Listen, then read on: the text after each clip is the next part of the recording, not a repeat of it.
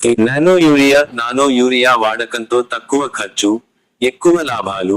వ్యవసాయ శాఖ ADA Babu Nayak. Nano urea. మంగళవారం రాయపోల్ మండల కేంద్రంలో రైతులకు నానో యూరియా వాడకంపై గజ్వేల్ డివిజన్ వ్యవసాయ శాఖ ఏడీఏ బాబు నాయక్ అవగాహన కల్పించారు. ఈ సందర్భంగా ఆయన మాట్లాడుతూ ప్రయోజనాలు, వినియోగించే విధానాలను వివరించారు. Nano urea. రాయపోల్, జూలై 22.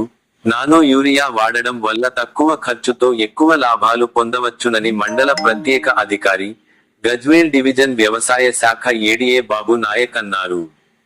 మంగళవారం మండల కేంద్రంలో రైతులకు నానో యూరియా వాడకంపై అవగాహన కల్పించారు. ఈ సందర్భంగా ఆయన మాట్లాడుతూ ప్రయోజనాలు, వినియోగించే విధానాలను వివరించారు.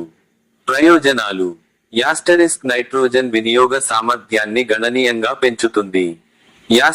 మొక్కల పెరుగుదల, ధారాళమైన దిగుబడి మరియు నాణ్యతను మెరుగుపరుస్తుంది. సాధారణ యూరియాపై ఆధారాన్ని తగ్గించి వ్యయాన్ని తగ్గిస్తుంది. పర్యావరణ హితం, నైట్రోజన్ లీచింగ్ తగ్గి మట్టి మరియు నీటి కాలుష్యం తగ్గుతుంది. 2. వినియోగ విధానం.